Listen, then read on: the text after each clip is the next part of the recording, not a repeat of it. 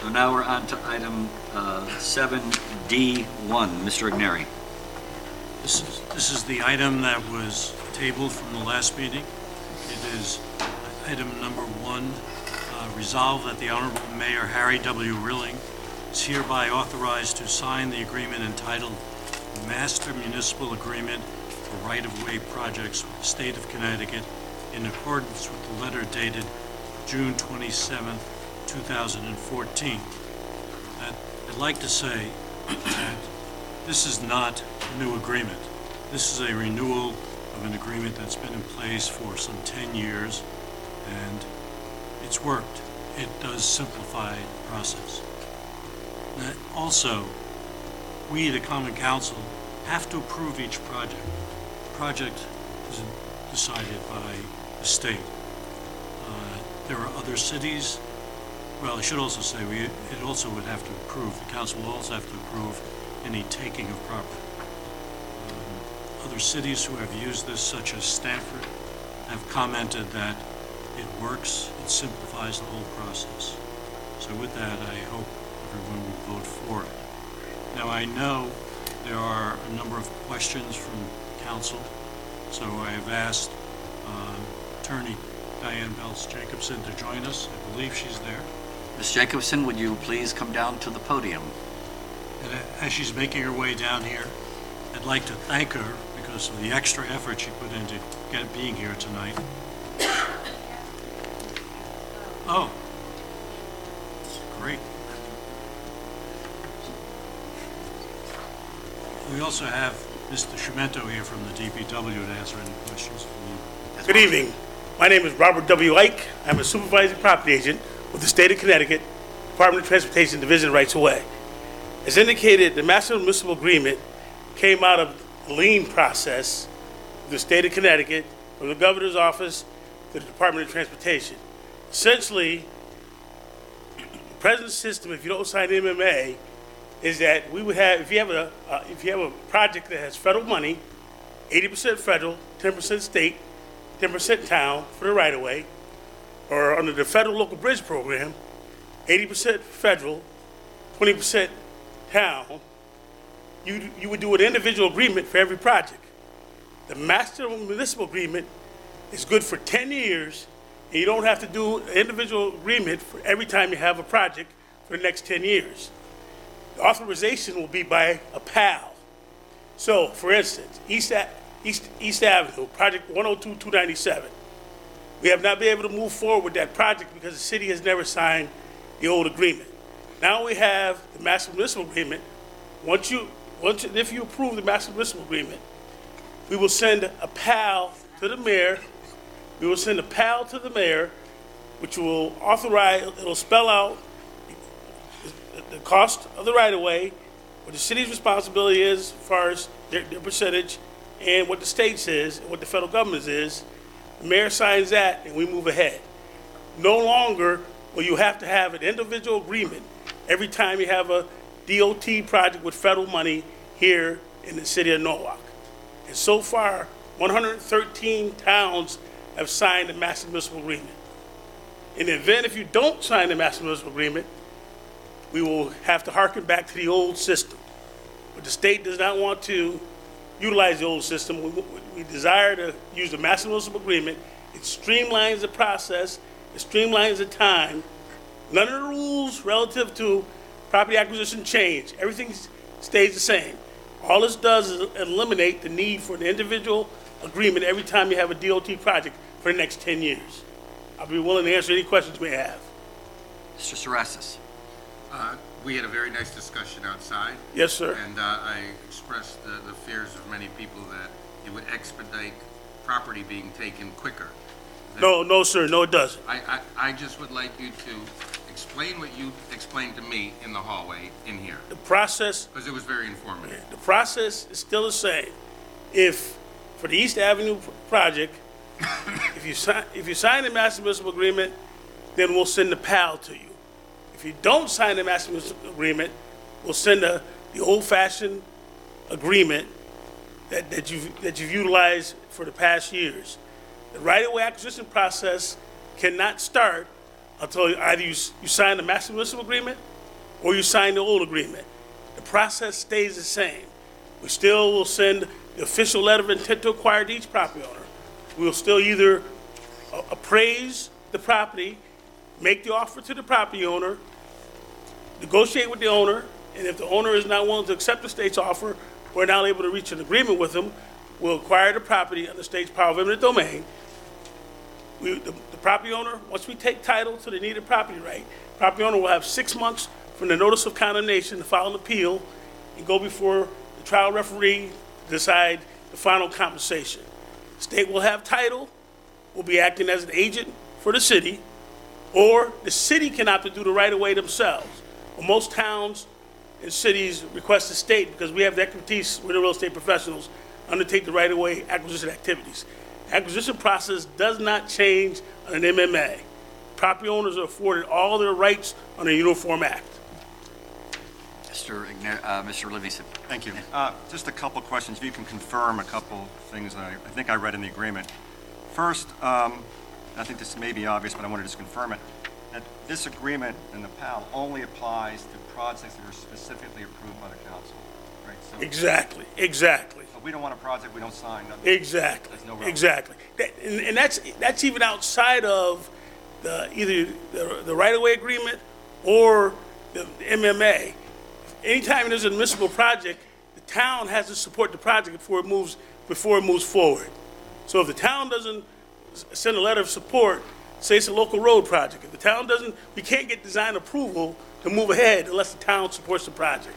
Thank you. And the second question, if you can just confirm that the city has the right to cancel projects, a specific project ongoing without DOT approval if there's a problem. But we thought we'd have to pay back any. Yes, sir. But Yes. we could do it if we want. Yes, you can. Yes, you can. Ms. Bowman, I'm sorry, I skipped over you.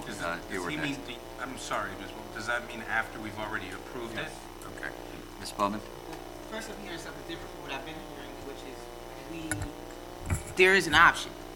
So we don't have to sign it. No, you don't. Okay, so that's something different than what I've been hearing. I think I'm done with that. Thank you. Okay. Further questions? Mr. Casella? You made reference to PAL, that's the project authorization. Yes, sir. Yes, sir. So you can sign the master municipal agreement, and we can send the PAL to the town. So if the town or the city doesn't execute the PAL, then we still can't move ahead. That's the vehicle to move ahead is the PAL. The master municipal agreement takes away the old style of doing the agreements. But the PAL is the thing that authorizes the state to move ahead. Thank you. Further questions? Just in case anybody wants to, the PAL, find on page 3 of the agreement, it's talking about pages 3 to 5. Mr. Hempstead? Yeah, I got a moment strike over Yes, sir. I'm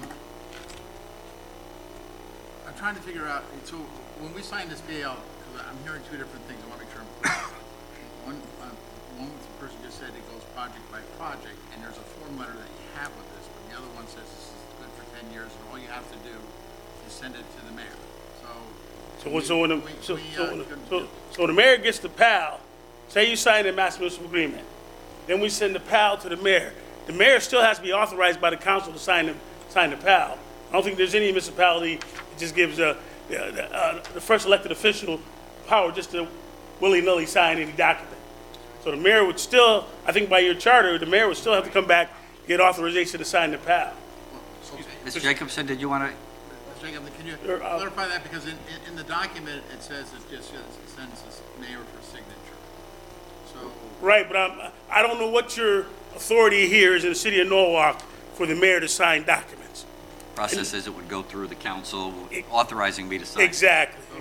asking this is the corporation council or corporation council, either one, then even before this PAL could be signed by the mayor, it has to come back to the council for approval, for him to authorize the signature? I'm trying to figure out if we authorize the PAL document for 10 years, it says. No. The MMA is what's authorized for 10 years. The Master Municipal Agreement is authorized for 10 years. Every time there's a project in the next 10 years, before we can start the right-of-way, we're going to send a PAL to the mayor, the first elected official, for his or her signature. How you approve them signing the PAL is up to the city. That's why I want to ask our corporation council for it.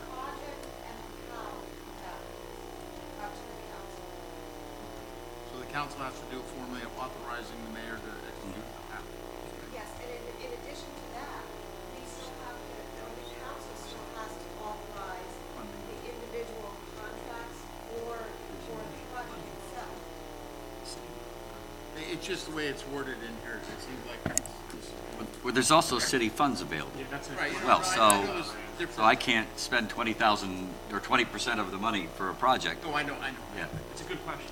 But the second part, well, there's a couple of them. Once the PAL is authorized by the council, signed by the mayor, and goes back, it seems that the PAL gives the state pretty much a little bit wide berth in getting additional properties if needed. No. There is no, we are only, the town hires a consultant who designs the project. The consultant has a list of properties, and there'll be a public hearing process. We can only acquire, the Commissioner of Transportation only has the authority to acquire what's needed for highway purposes. We can't acquire any additional properties just to be acquiring them. So whatever consultant you hire to design the project, they're gonna have what's known as the schedule of owners. That's gonna list all the properties that are impacted. PAL only authorizes us to impact those properties. We're back to that no eminent domain exists within your power underneath this particular one unless. No, this is what happens, let me be honest with you. You sign the MMA, that's good for 10 years. If you ask the state to undertake the right-of-way on a municipal project, once you sign the PAL, we then have full authority. If we cannot reach an agreement with a property owner and the project is fairly funded, we do not have to come back to the city to get permission to condemn. We will go ahead, the regular right-of-way process will be in place.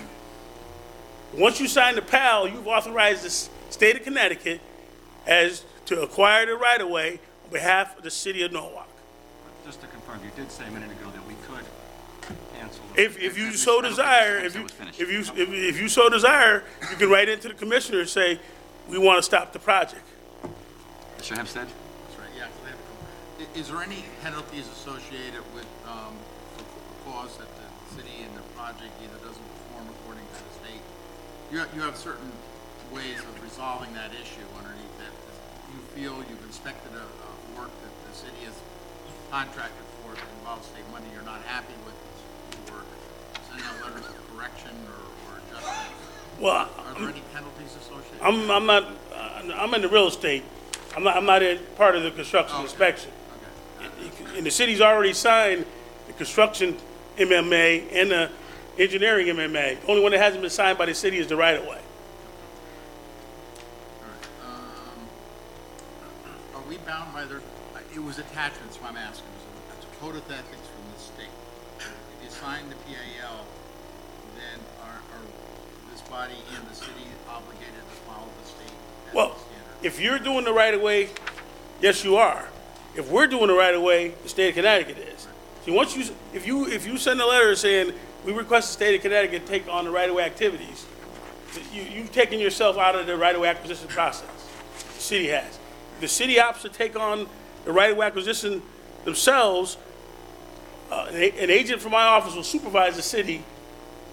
Once you do your appraisals, you'll send it to us to review and approve. We send them back to you with you're authorized to make an amount at this amount, and then the city takes care of all the right-of-way on their own. Then we reimburse you once you present proof of payment for, say, title searching, appraisals, negotiations, and closing. We will reimburse you for those activities. But if you ask us to do the right-of-way, once you sign that PAL, we take over. So there's no mixing, the city has its own ethics code and the state has their own. Exactly. Until I read these things, unfortunately, I guess it's something. You all set? Okay. For Mr. Sims? Yes, thank you.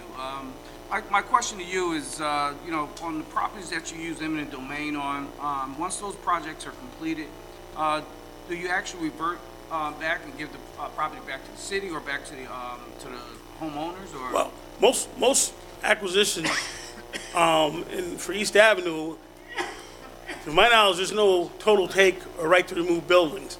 There's either partial takes, or easements. So there's nothing to give back to the property owner.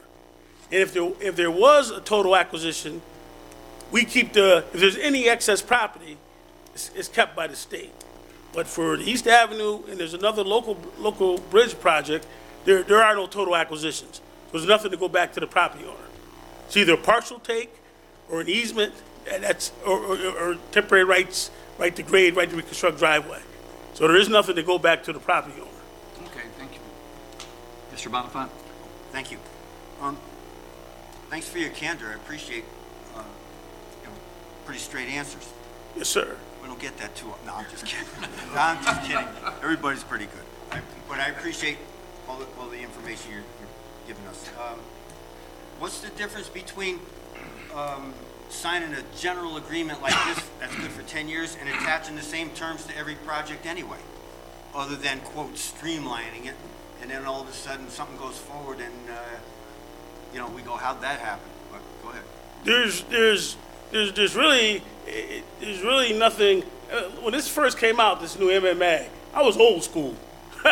I wanted to stay the old way with each individual agreement. But seeing how the MMA works, the PAL is the controlling point. Once you sign an MMA for 10 years, when we send the PAL, if you don't want to sign the PAL, the project doesn't move ahead. The PAL is what controls everything. All the MMA says is that you don't have to send an individual agreement down here to be reviewed every year by your council subcommittee, council people. It just streamlines the process. We have a 10-year master municipal agreement, and then the PAL controls everything. The PAL goes to the first elected official, not to be redundant. That person brings it here before the council. You can debate it, whether you want to authorize the mayor to sign. If you don't, the project doesn't move ahead. Thanks. Ms. Bowman? Have you had any towns upset with your negotiations? No. No towns? No, ma'am. Once we take, in fact, most towns and cities would prefer that the state does it right away.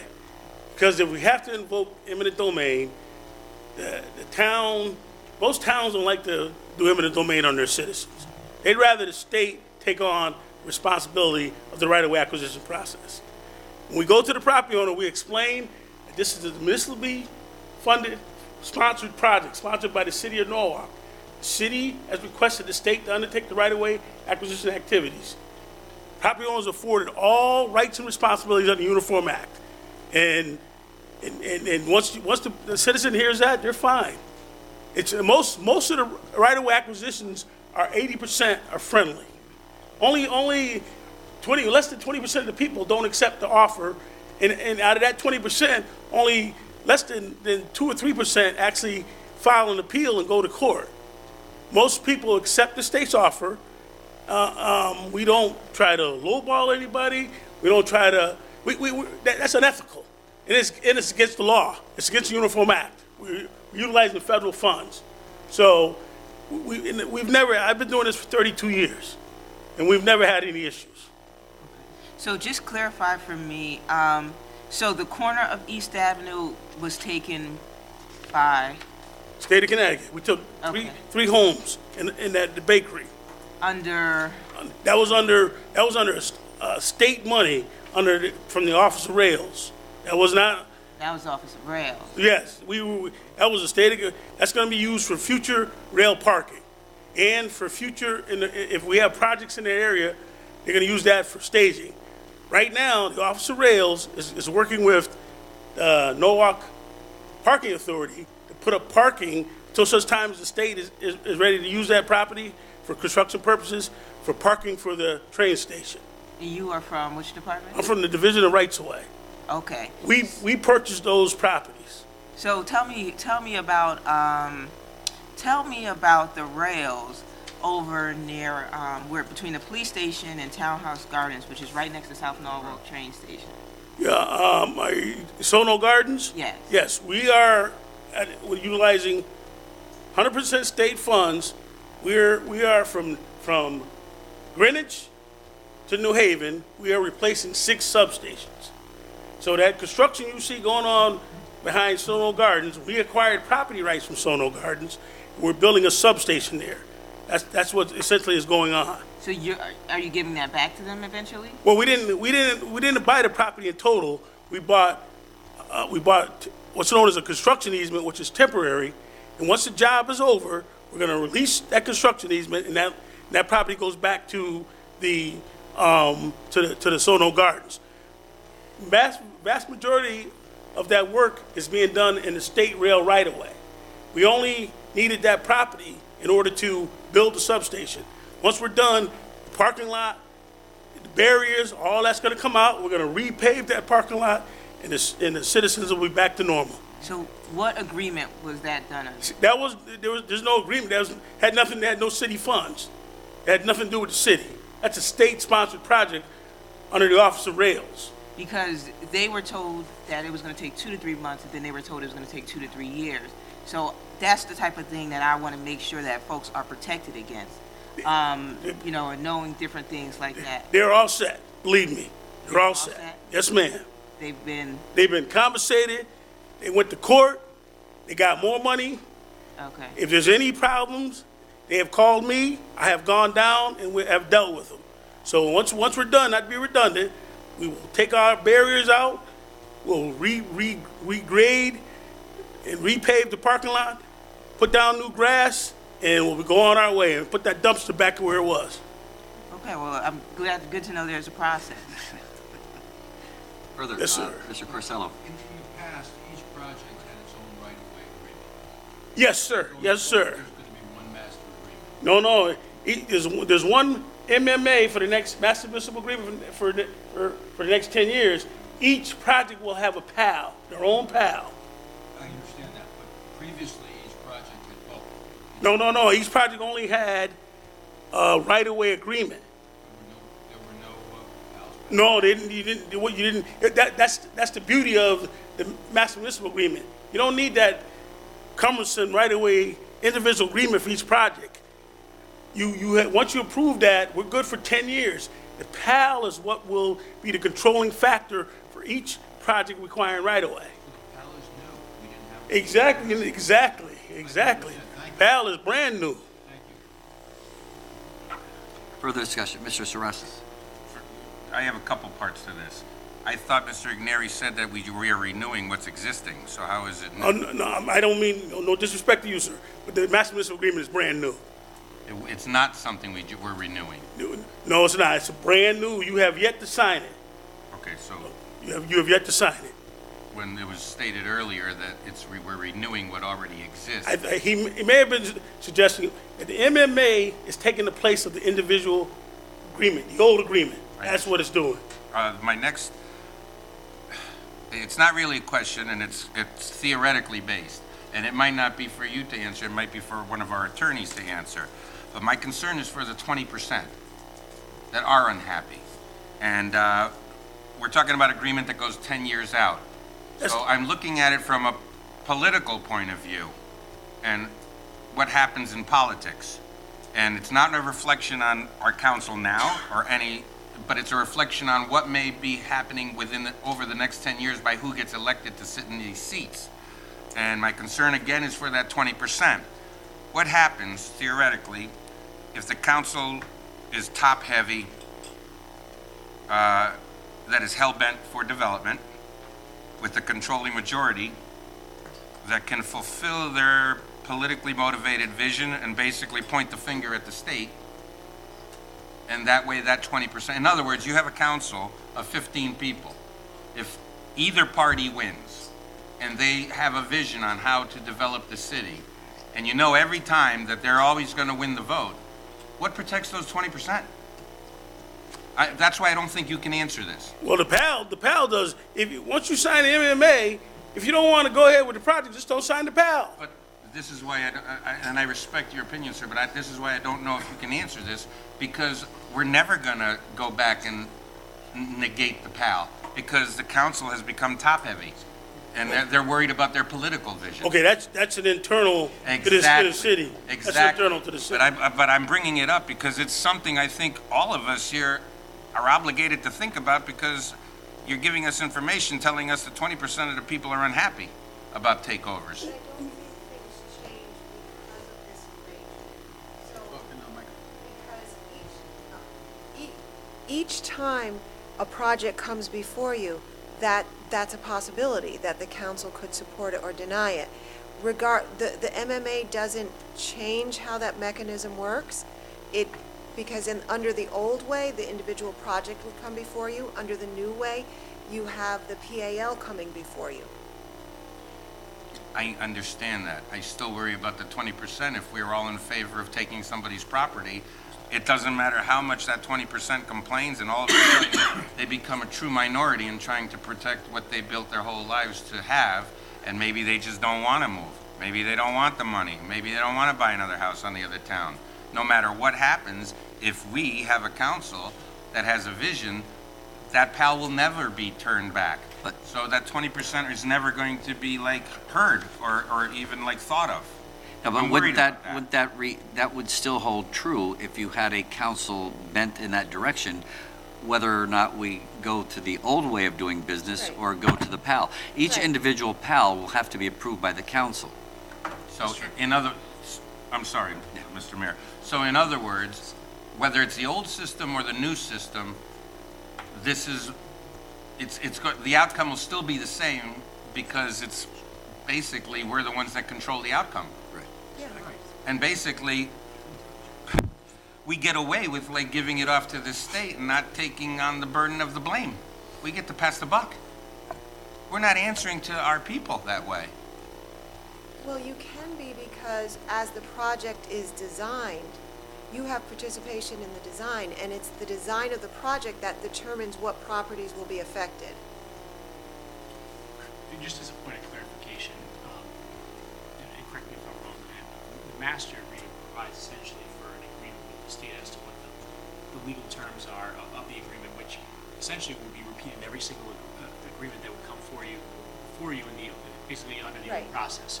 And now what's happening is, rather than having to have the law department every single time review the pretty much exact same terms Exactly. every single time and Yes. reread them to make sure they're the same. Yes. And we agree, okay, we're gonna use the same term, essentially the same form contract.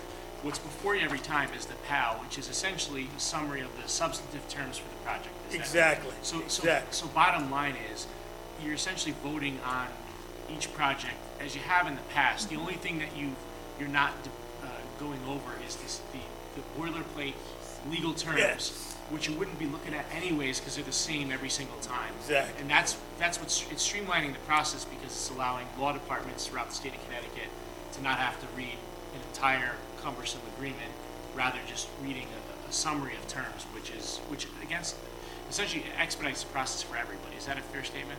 Yes, it is. That's exactly right. And I think the other part of it is, they're not negotiable terms, because we're accepting federal money. Right. And we're accepting state money. Right. So with that, there are certain terms and conditions that the state's not going to negotiate with us. When we have a grant agreement, it's the terms that are set out in the MMA. It's the same. We don't negotiate the terms of a grant agreement. If we want this $3 million, this is what you have to take. And what happens is, at the preliminary design activities, when the project the city has a sponsored project, if the city does not want to send a letter of support to the Commissioner of Transportation for the project won't happen. You can't get design approval unless, in the design approval package that goes to the Federal Highway Administration, they have to have a letter of support from the city of Norwalk. If you don't want the project, once you get the design, and you see the design that your consultants come up with, if you think it's too much of an impact on your citizens, you can vote not to go ahead with the project. And one last point of clarification, is it fair to say that a lot of times, especially in your department, you're taking small pieces of people's properties, and the property owners are more than happy to have the state take them because essentially they're getting paid for something that they're not getting any real use out of. So if you have, most lots will have some surplus land. Even if they don't have surplus land, it doesn't matter, the state still can take it. Essentially somebody's getting paid for something that essentially they're not really using. Everyone is due just compensation. But he's telling us that 20% aren't happy. Well, I'm saying to you, sir, that all I'm saying is some people are not going to accept the offer. Period. Some people are not going to accept the offer. And there's some lawyers out there who also tell people, I think I can get you more money. for whatever it's worth. Right. We just had a discussion at the Bar Association that I moderated on eminent domain last month. And, there's times where people are asking for 7, 8 times what their property is worth, for whatever it's worth. So are people really unhappy, or are they just trying to get more money? And the examples of the project in West Haven, for example, there's others out there right now in the news where that's happening as well, for whatever it's worth. Ms. Bowman? Okay, I wanna make sure I got, so if we don't sign, we can still get federal funding, we just have to do the whole process ourselves. No. If you don't sign the old agreement, if you say you don't want to sign the master municipal agreement, we go harken back to the old right-of-way agreement. Because you've already signed, But you can still get funding, so that doesn't. you don't get any funding unless you sign some kind of agreement. We can sign the old one and still get funding. And still get funding, yes. So then my next question is, and then we can also terminate this agreement at any time, correct? Before the 10 years is up, if we sign it, don't like it? If you don't, the key here is if you don't sign the PAL, the project doesn't move ahead. Okay, which leads me to my next question. If we don't sign the PAL though, then after signing the agreement, then they cannot get the funding. If you sign the master municipal agreement and the council votes not to sign the PAL, the project is dead. The project is dead. Okay, so that's what I'm asking. So then the other piece is if we sign it and we, for whatever reason we're not happy with it before the 10 years is up, can we terminate the agreement? You can terminate the PAL. You can't terminate this. Once you sign the master municipal agreement, it's in effect. If the project gets going, you can say, as the gentleman asked earlier, if the project gets going and the city says we no longer want to do the project, but the city may be responsible for any costs that have been occurred to that point in time. Or the city can take on the right-of-way activities themselves, and the state is out of it. You'd be responsible for doing title search, not to be redundant, the appraisals, the negotiations, and the closings. And you would be reimbursed for those activities. You submit the documents to us to review.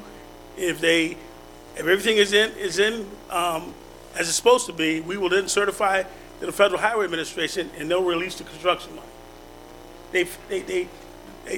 Federal projects, they're funded 3 ways. Preliminary engineering is first, then it's the right-of-way. If there's right-of-way involved, then there's construction. That's at the end. But the feds will not release the construction money unless all the right-of-way is in place and all the permits are in place. The permits are required. Ms. Maggio? Hi, thank you. I just was wondering if you can elaborate on something you stated earlier. You were speaking specifically about East Avenue and said without this agreement signed, you haven't been able to move further. Right. The city would not sign the old right-of-way agreement.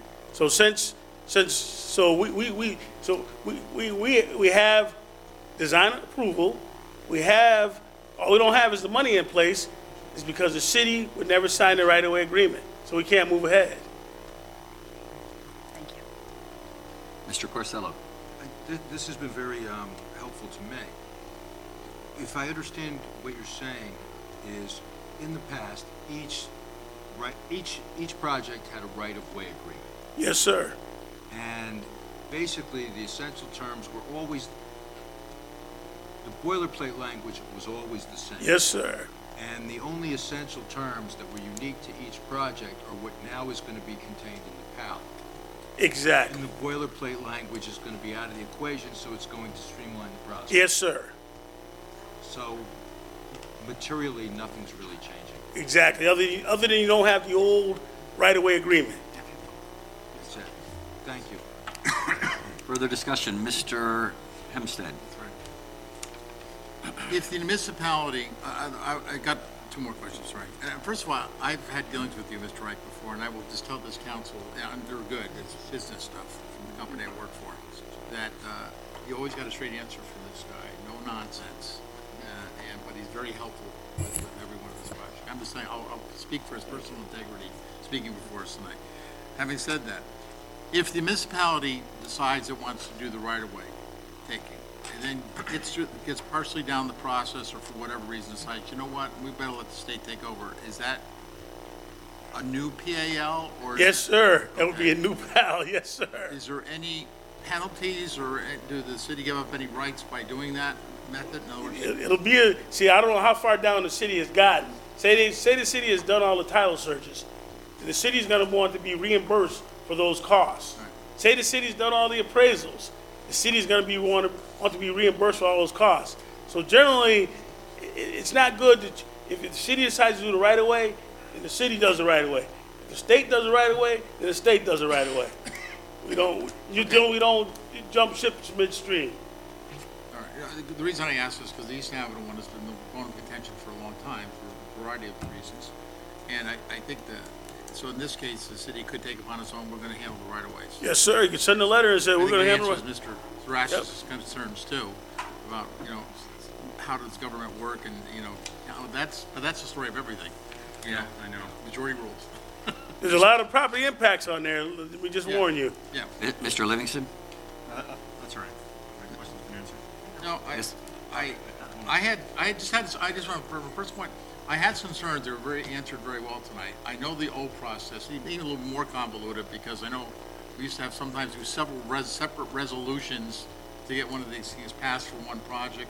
The state would kick it back and say, no, you gotta redo this. Does simplify things, and I think because each project has to be approved, I think that is the safeguard that we're all concerned about. It's here, I think, and I think tonight was very fruitful and beneficiary, having Mr. Ike and Diane answering the questions tonight. Ms. Bowman? Does anyone know, Bruce or Corporation Council, what are the things in the East Avenue right-of-way document that are, what is the reason that we have not signed it?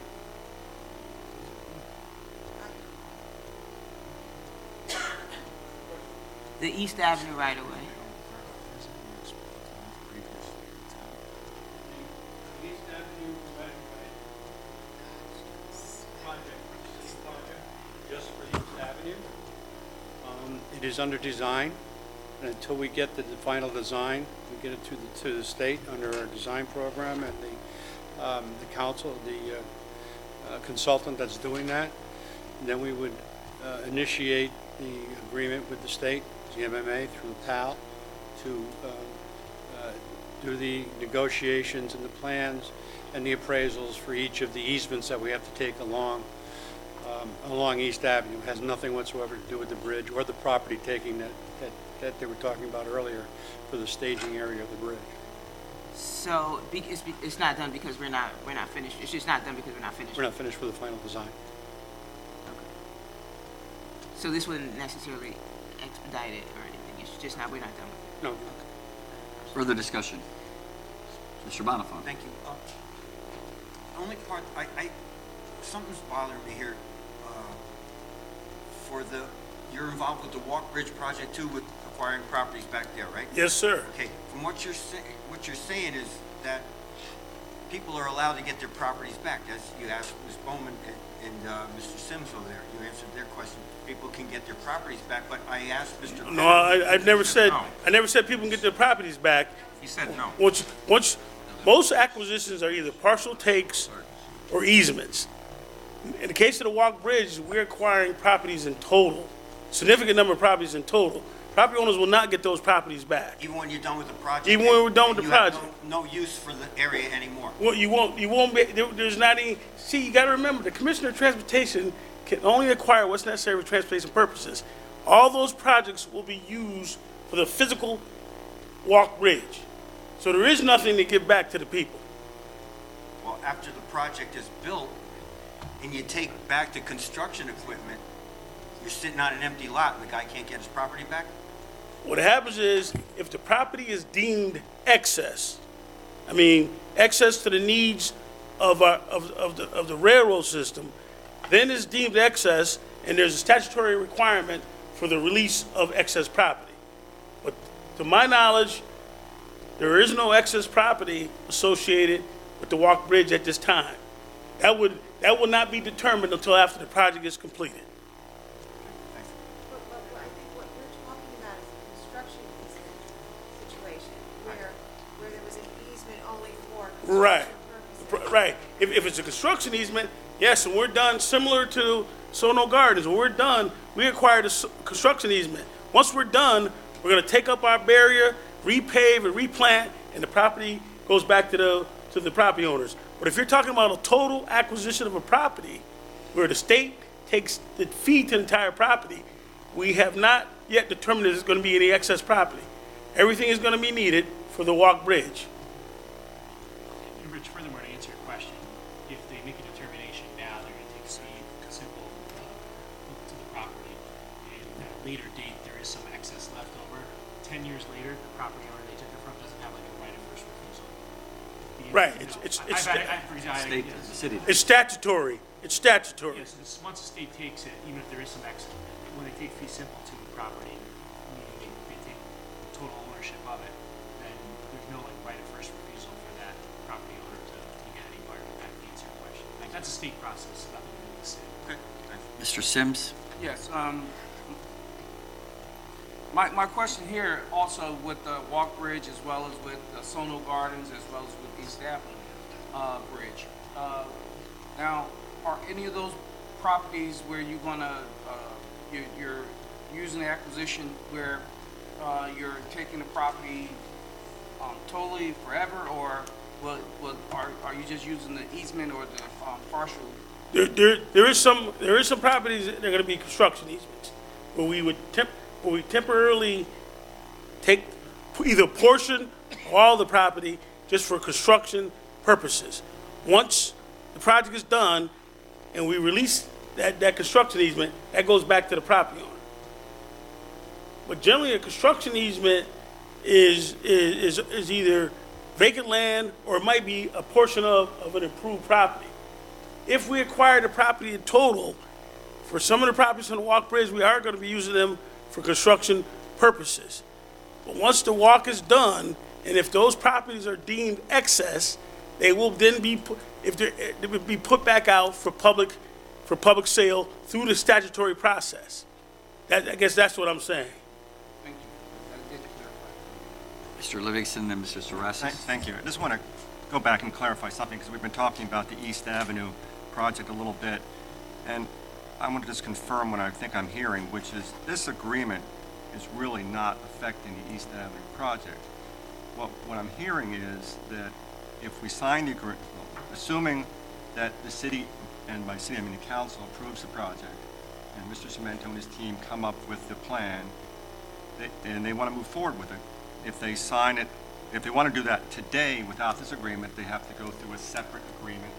If they do it under this agreement, they would sign a PAL, but basically the end result's the same. Exactly. And we sent that old agreement to the city years ago. The city never executed it. Right, so it's really, this doesn't change. No, sir. Thank you. Mr. Sorasas? I'm going to go back to what Mr. Bonifant was talking about, because I have gotten calls. The taking of the IMAX Theater, which is an asset to the city, is that an easement? Oh, no. That's and I don't want to talk out of turn, but that'll be actual fee acquisition.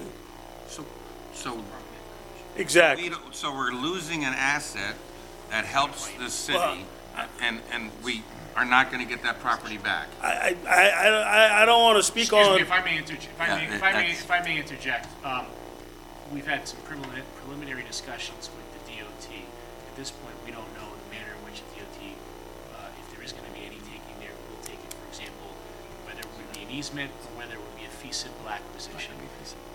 But he just said it was going to be a permanent. That's not accurate. It's not accurate.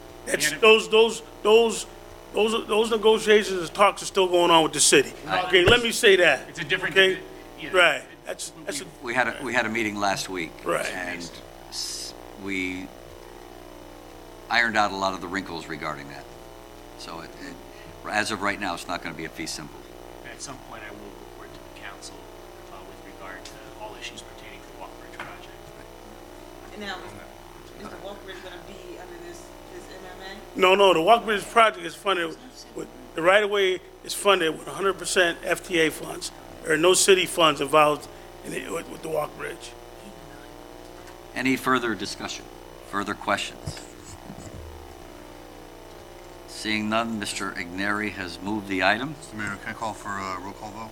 Mr. Kites calls for a roll call vote. Ms. King? Mr. Bonifant, No? Mr. Corsello, Mr. Hempstead? Yes. Mr. Kimmel? Yes. Mr. Sachinelli? Yes. Ms. Melendez? Yes. Mr. Sarasis? I'm going to pass for now. Come back to me. Ms. Bowman? Abstain. Mr. Sims? Yes. Mr. Kides? Yes. Ms. Maggio? Yes. Ms. O'Toole Giandirko? Yes. Mr. Igneri? Yes. Mr. Livingston? Yes. Back to Mr. Sarasis? I abstain. Yes. You have 1 no. 12 yes. No, it can't be. 11 yes. That'd be 11 11 yes. yes, 1 no, 2 abstentions. Okay, the motion carries. Mr. Mayor? Yes, Mr. Kimmel? Oh, I'm sorry, Mr. Hempstead? Mario indicated something, I was just gonna ask the council president. I think we're getting asked a lot of questions about the walk bridge, and I understand why, it has a pretty huge impact. Can we get on the council agendas, period after the meeting, executive session? Yeah. I know you've been busy with your work and being dragged in every direction, but a few meetings ago, we had agreed that we would have, I guess once a month, or as needed, once a month, we would have exactly what you're talking about. Okay? You're absolutely right. And we did address that, and I expect we'll have one at some point in November. I will be in touch with the leadership, and I will schedule an executive session with the council. As you know, we hired outside counsel at our last meeting, and they're in the process of providing confidential information as to provide what the process is. It's not so easy, at least for the city, with everything, with all the impacts. So we'll have that discussion. And maybe at an executive session every night of your regular meeting, just to give ourselves enough time. It's really a scheduling issue at this point. We'll hopefully have it in the next 30 days. And I would also recommend that we have a brief overview for the first meeting, because a lot of the issues regarding the walk bridge have not even been decided yet. They're still in the process. I describe it as having a tiger by the tail and getting it back into the cage. It's not as easy as you might think. It's going to take, I'd be surprised if it was on schedule